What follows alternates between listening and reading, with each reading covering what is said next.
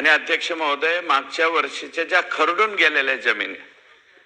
गेलेल्या जमिनीच्या बाबतीमध्ये माननीय मुख्यमंत्री महोदयांचं स्टेटमेंट झालं, परंतु तिथल्या बीडीओंनी, तिथल्या तहसीलदारांनी अध्यक्ष महोदय जी जमीन खरडून गेलेली, त्या खरडून गेलेल्या जमिनीच्या बाबतीमध्ये 2 लाख रुपये हे मनरेगाच्या मार्फत त्या ठिकाणी घेण्यात यावेत अशा प्रकारचे आदेश दिले होते।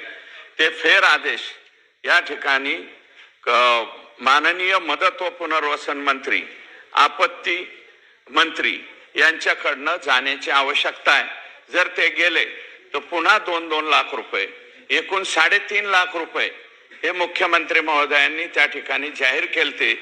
जर 3.5 लाखाचं अंदाजपत्रक त्याचं झालं तर अध्यक्ष महोदय 3.5 लाख रुपये त्या शेतकऱ्याला देता येतील। अजूनही काही शेतकऱ्यांची शेती ही नीटनाटकी झालेली नाही अध्यक्ष महोदय, नदीच्या कडीचे, कारण याच्यामध्ये सगळ्यात जास्त फटका हा बीड जिल्हा, सोलापूर जिल्हा, इथे सीना नदी जिथून वाहते नगरपासून, अहिल्यानगर पासून ते सोलापूर पर्यंत, या बेल्ट मध्ये सर्वाधिक जास्त धाराशिव जिल्हा, बीड जिल्हा आणि अहिल्यानगर आणि सोलापूर जिल्ह्यातला करमाळा, माढा असे जे काही तालुके आहेत त्या तालुक्याला फटका बसलेला आहे। अध्यक्ष